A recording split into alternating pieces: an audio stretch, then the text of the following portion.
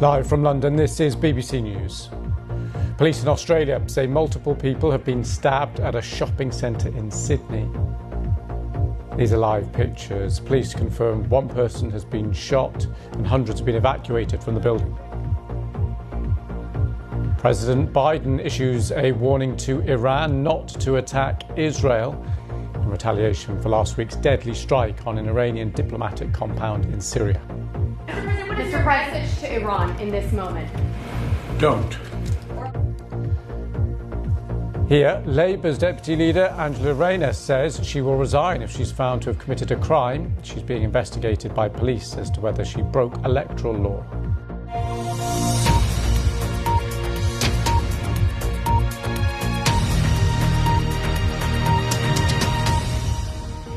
Hello, welcome to the programme. I'm Vaughan-Jones. I want to take you straight to Australia and to Sydney. This is the scene there in the early evening. Multiple stabbings taking place at Westfield shopping centre there, a hugely busy area of Sydney. Let's just quickly run you through the details that we have and what we do know. New South Wales Ambulance Service have been telling local media there that 7 people have been taken to hospital with stab wounds, including a 9-month-old baby. So that's New South Wales Ambulance Service telling local media 7 people have been taken to hospital with stab wounds. Police, New South Wales Police, saying a man was shot during the incident. There are reports that police are searching for another man. And these are the live pictures from the scene, as you can see, in Sydney. But I just want to show you what we're waiting for. We are expecting a police press conference to start any minute. We can just show you these pictures from where that is expected to happen. Oh, I'm afraid we can't show you those pictures, but I just wanted to let you know that it is in the early evening there, so things are dark. But this incident took place in the daytime. Things have moved on in the last couple of hours. A statement from New South Wales Police saying a critical incident has commenced following the shooting of a male at Bondi Junction just before 4 p.m. Emergency services were called to Westfield Bondi Junction following reports of multiple people stabbed. We are starting to hear from people who were at the shopping centre at the time. Let's take a listen. I heard people yelling and screaming, running, so I said, okay, there must be something going on. So I saw the blinded a copper, so I saw her and I followed her all the way upstairs, up near there, and I followed her. And just as we got to around the corner, because I saw them coming, just as we were coming around the corner, there he was, he just come in and just started floating towards us, and all I heard was, put it down, and then she shot him. But we were not. If she didn't shoot him, well, he would have kept going. He was on the rampage. He was on the bloody rampage. And then she walked over and was giving him CPR. So, and they had a nice big blade on him. So she chucked the knife away, and yeah, he looked like that he was on the killing spree on this side. Because when we come downstairs, there was another 2 bodies near the wedding shop inside. Looked like they must have been stabbed. Just inside, one looked like a female and a male, but I don't know how many more was in the shop. I saw people running quite clearly in one direction, and behind them was a man with a knife running towards different people. He was running up to them or, trying to, I don't know what he was doing. But then we went into the gym because I was right outside that, and we're trying to close the doors to the gym when we heard the gunshots, which I understand now were the police, but at the time we didn't know that. So I think, it's something you see about overseas. You are grateful we don't go through this in Australia. And I think a knife is one thing when it's a floor away from you and you can see it and it's not an immediate danger, but gunshots are a completely different thing, right? Because you don't know where they're coming from. They can get you from a distance. And so I think it is that certainly panicked everyone. And I think we all just raced back into the gym at the time being like, what's going on here?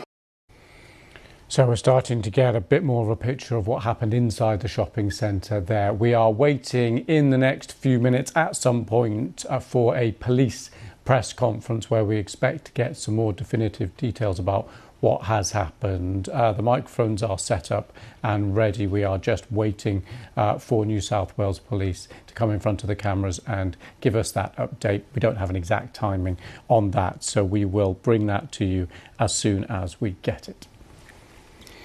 Now we're going to move to the US. President Biden has issued a warning to Iran not to attack Israel in retaliation for last week's deadly strike on an Iranian diplomatic compound in Syria. But the president said he expected an attack to come sooner rather than later. His message to Tehran was, don't. Simon Jones reports. Preparing for a possible Iranian attack, Israel's defense minister meets the commander of US forces in the region with the warning that the potential threat from Tehran is real and viable. Mr. President, to Iran in this moment. Don't. We are devoted to the defense of Israel. We will support Israel. We will help defend Israel, and Iran will not succeed. Thank you very much. This is the reason for the escalating tensions. An airstrike at the start of the month on an Iranian diplomatic building in the Syrian capital, Damascus. It killed a number of senior Iranian generals. Israel hasn't admitted it carried out the attack, but it's widely considered to have been behind it, leading Iran to warn that Israel would be punished. Iran backs Hamas as the war between Israel and Hamas continues in Gaza. Iran also supports Hezbollah in Lebanon. Last night, Hezbollah launched dozens of rockets from Lebanon towards Israel. The Israeli military said most of the missiles were intercepted and nobody was hurt. But US officials fear Iran itself could be preparing to launch cruise missiles and drones against military targets in Israel. Some, though, believe that wouldn't be in Tehran's interests. If they do, then this becomes an Israel-Iran-US issue, and that wouldn't serve Iranian purposes. It would put focus on Iran. It would put the country of Iran within Israeli crosshairs, and that is not something that will be beneficial for Iran. The Israeli military has released this footage, which it says shows aid trucks entering Gaza via a newly opened crossing in the north. But there is no sign of the conflict with Hamas ending. While behind the scenes, several countries have been trying to dissuade Iran from getting involved with an attack, fearing it could spark a wider regional war. Mr. President, are you worried Iran will kill Americans? I'm always concerned about Americans, was the president's response, but the US and Israel remain on high alert as the world watches to see what Iran does next. Simon Jones, BBC News. And we can cross now to James Lander, our diplomatic correspondent who's standing by for us. James, good to see you. So what is the kind of assessment being made here about what form this retaliatory strike could take? Well, the truth is nobody knows, so there's a lot of speculation going on at the moment. There's a lot of assessment of intelligence going on. I think the Americans would not be speaking as firmly and as clearly as they are if they have no basis for that. There have been reports that Iran has been moving missiles around the region.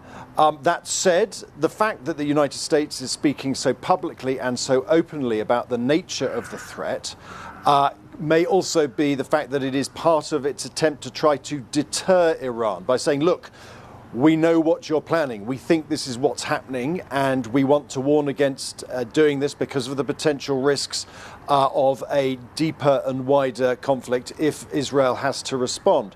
That is something that the Iranians have made very clear, that although they want to punish Israel for the airstrike on Damascus 13 days ago that destroyed Iran's consulate and killed a number of senior Iranian commanders.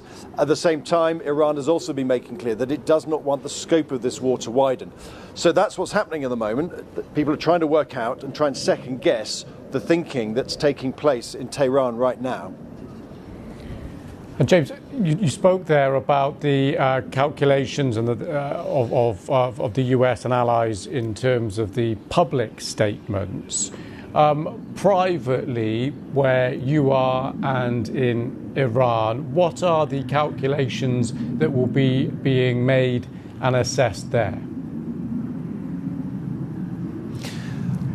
Well, look, privately, a lot of the diplomacy has been sending signals through all channels possible, both from Iran to the West and also from the United States and others through to Iran, to try and assess what's going on, to try and make everybody as aware is that if the Iranians do X, Y, and Z, this will be the response from Israel and the United States.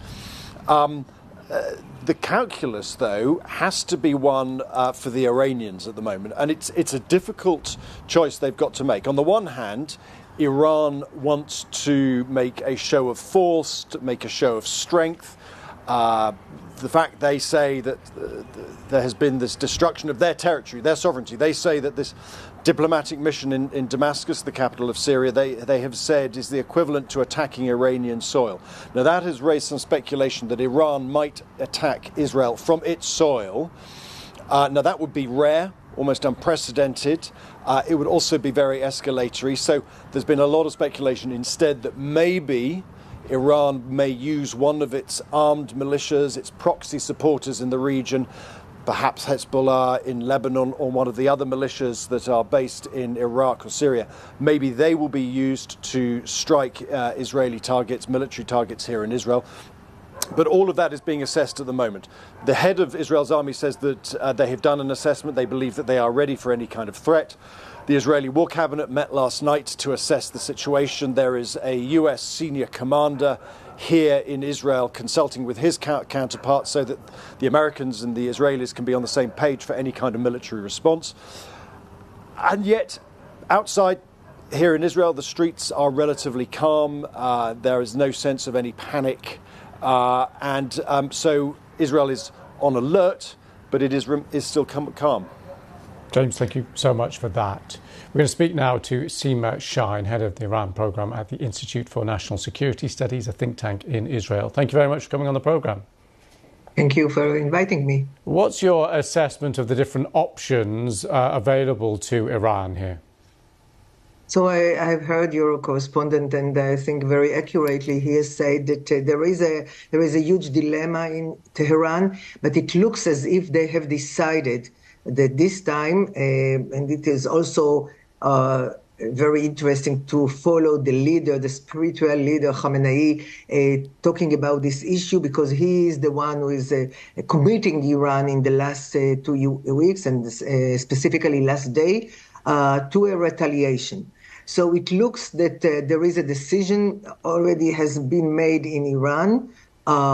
I don't know if the decision includes also the scope of the attack, but the decision to attack Israel from Iranian territory, I think, has been already done, and that doesn't mean that the proxies around would not join this attack.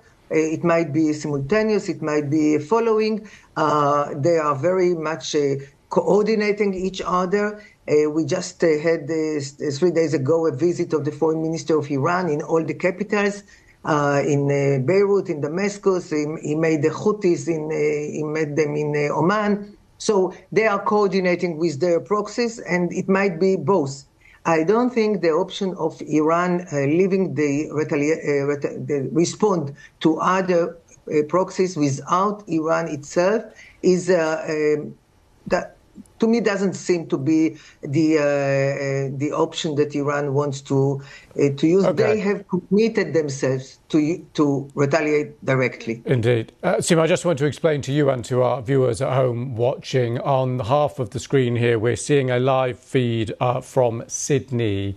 The reason is we are waiting for a police press conference there to come out and give us a few more details about the reported multiple stabbing incident there in Sydney. So we're going to stay on those pictures. We may have to interrupt if anyone does come to the microphones and speak to us there. But for the moment, staying with you, what do you make of the calculation of Israel's preparedness? Now, what is the kind of scale of retaliation that they will be able to respond to and what they couldn't? So Israel, as everybody knows, has a very solid and multi-layer defense systems. for short-term, long-term, medium-term of missiles and the UAVs. But as always, it's not completed. It's not 100% secure. And probably, if there is a huge attack on Israel, some will be able to penetrate the Israeli systems. From what I understand, is that there is a high alert on the anti-missile systems. People were also recruited from reserve, and it's Israel seems to be prepared. As was mentioned also by your correspondent, the head of CENTCOM, the Central Command of the U.S., General Kurilla, he is in Israel. He prolonged his stay in Israel for 24 hours more. There is a very close cooperation between the American systems in the region. They have promoted some systems that were far away to the region. So it seems that this anti-missile and anti-aircraft system is on a high alert, both by the Israelis and the Americans.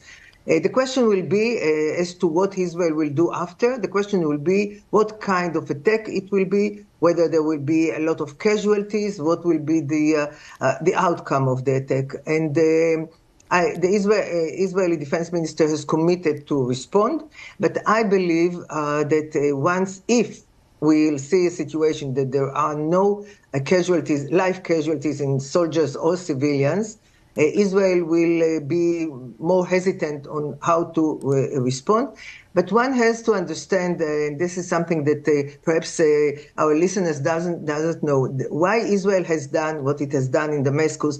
The Iranians say it's consulate. Israel said it's not a consulate. It's close to the embassy. That it's not important. The importance of the issue is that those people that were killed in this apartment were exactly those people that were organizing the whole war of the proxies against Israel. We are half a year under huge attacks coming from Lebanon, of course, from Gaza. We don't have to mention what happened on the 7th of October. Everybody, I hope, knows. From the Houthis in Yemen. Seema, I have to interrupt you there, I'm afraid. Just on the side of the screen there, we're going to take you straight to Sydney and get an update from the police. Let's take a listen in. When you're right for me to go, and am I right here? Yeah. Thank you. We're good? Thank you.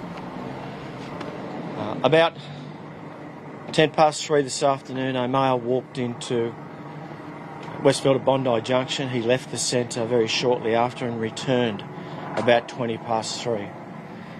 As he moved through the centre, he engaged with about 9 people. It is clear that during that engagement he caused harm to those people, we believe, by stabbing them with a weapon he was carrying. Very clearly, a range of reports were made of the incident. Police attended promptly. A single unit officer, Inspector of Police, was nearby, attended, went into the centre, directed by a range of people. She confronted the offender, who had moved by this stage to level 5. As she continued to walk quickly behind him to catch up with him, he turned, faced her, raised a knife. She discharged a firearm, and that person is now deceased. I'm advised that there are 5 victims who are now deceased as a result of the actions of this offender.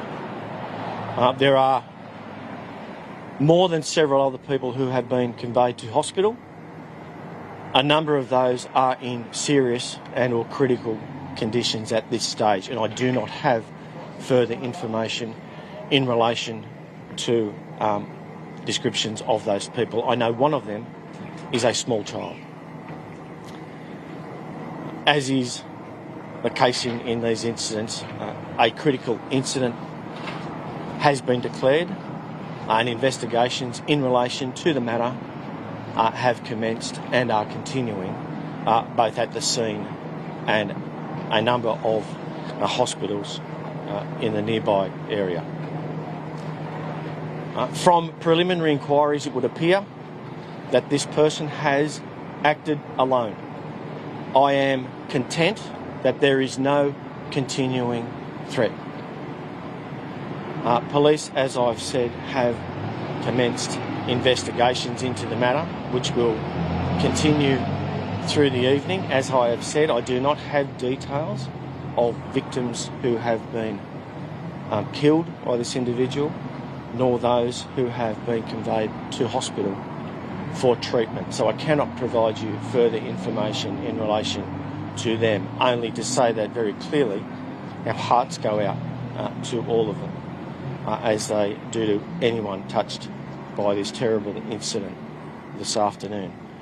I do not have information in relation to the offender. I do not know at this stage who he is. You would understand this is quite raw. Inquiries are very new, and we are continuing to make attempts to identify the offender in this matter. That is it for the moment in terms of information that I have for you. Brent from New South Wales Ambulance. Thank you, Tony. Good evening, everyone. Shortly after 3 o'clock today, New South Wales Ambulance received multiple 000 calls for persons stabbed within Westfield Bondi Junction. We've responded a total of 40 resources to the scene who remain on scene still. That included a total of 4 medical teams. New South Wales Ambulance assessed and transported 8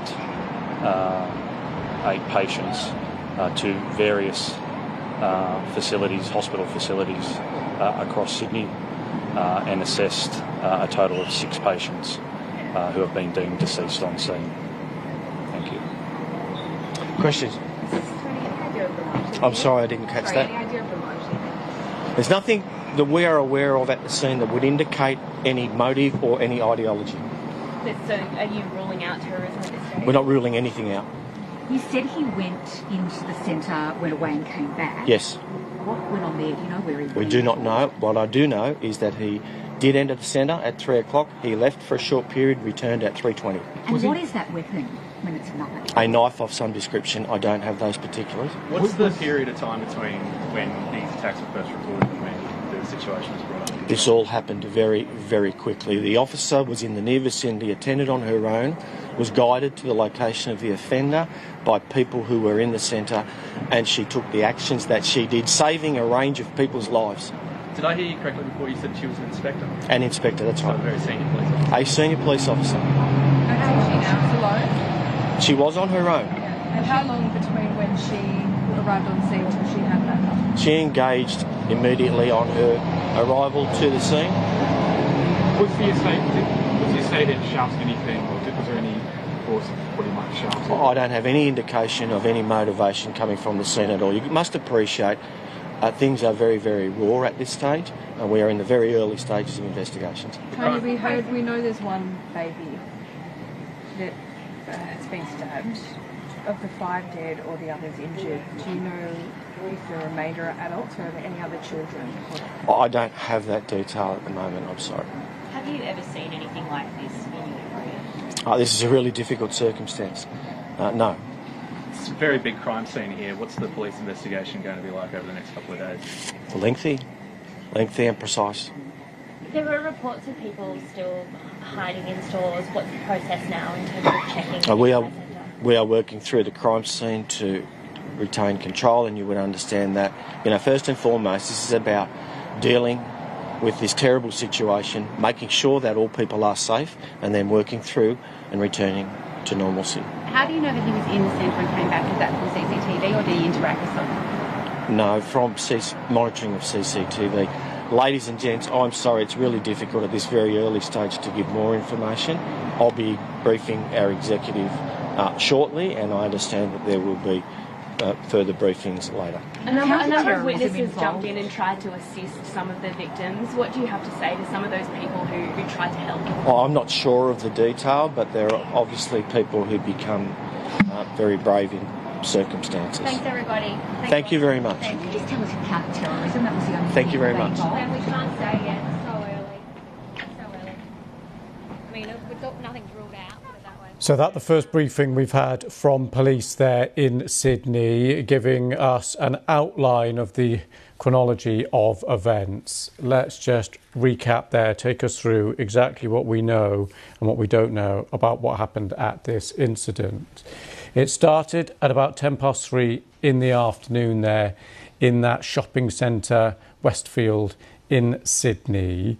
It seems from that description there from police that a man entered and then left and then came back in about 10 minutes later and was carrying a weapon, a knife of some description. 9 people were engaged by that man, was the language the police there used, effectively stabbing 9 people. Now, there was an officer nearby who was alerted and was guided by witnesses, by people at the shopping centre towards the man. She approached him. He raised a knife and then the officer, it seems, shot him. This officer was on her own. Police there saying it all happened very quickly. As for the guidance on casualties and the numbers killed, well, we did get an update there. 5 people killed in this stabbing. Several others in hospital, some in a serious condition, some in a critical condition, one of them a small child. But as we heard there, police pressed on specific details and weren't giving any more on the details of those patients. The ambulance service did say that there were 4 medical teams on the scene from their side, 8 patients taken to various hospitals, 6 treated on the scene. As for the motive, what happened with this individual with the knife, obviously, clearly, it's very early stages, but the police there saying they believe at the moment that this person acted alone, and the police were confident as things stand that there is no continuing threat to the public there. Clearly you can see the police presence on these live pictures. The area has been shut down. It is a critical incident. We will pick over the details that we do have. Plenty more coverage. Stay with us here. I'm Lewis Vaughan-Jones. This is BBC News.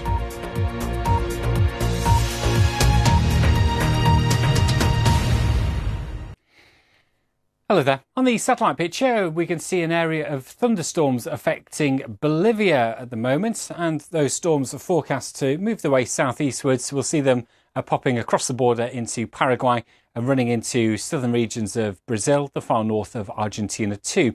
High pressure continues to feed in cool air across northern and central regions of Argentina, so it's going to be cloudy with some rain around, but temperatures will be well below average. Same is true in Santiago, where we've got low pressure bringing some rainfall as we go through this weekend. Temperature about 20 degrees. Heavy showers for northern regions of Brazil, but not many showers for eastern areas. It should be dry for Rio de Janeiro and probably Sao Paulo as well. Some sunshine for southern regions of Argentina and southern parts of Chile as well. Here's your outlook over the next few days. Quite an unsettled spell of weather really for Buenos Aires, with rain at times over the next few days and some rainfall in Santiago. That's not something we've seen much of over recent weeks. Now, for southern parts of Mexico, some gusty winds through the Gulf of Tehuantepec on Saturday, gusts reaching around 70 or even 80 kilometres an hour. There will be some showers for parts of the Dominican Republic and Haiti, and 1 or 2 isolated showers moving into southern islands of the Lesser Antilles. The outlook over the next few days, while some sunshine in Havana with temperatures set to climb into next week.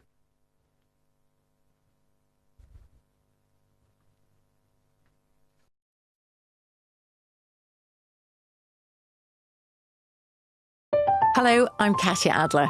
Over the years, I've travelled around the world covering some of the biggest news stories of our time. Now I'm the host of The Global Story, a podcast bringing you fresh perspectives on one big news story each day of the week.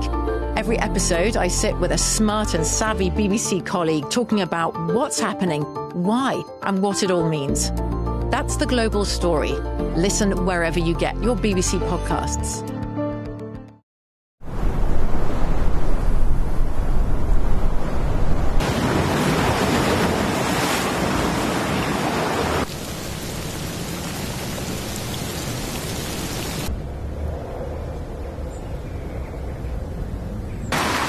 When the weather can't make up its mind, we can help you make up yours. Check on BBC Weather. Need your fix of the beautiful game? Then head to the BBC Sport website and app for live updates and social media from Premier League and Champions League games. With gossip, goal alerts, quizzes, score predictors, team selectors and top punditry. Go online or download the app now. I see myself in the girls that we're fighting for. Climate change is real and we must act now. Argument is less powerful than emotion, and negative emotion is more powerful than positive emotion. More than anything else, when we have more feminist storytellers, things will change. When big names talk, they talk to us. Having a global perspective creates a deeper understanding, because in our connected world, all news is international. I will make no apologies that we're investing to make America stronger. So for in-depth analysis of the biggest stories from the US and around the world, recent events have accelerated Russia's dependency on China. Join our team and find out what is really going on. BBC World News America.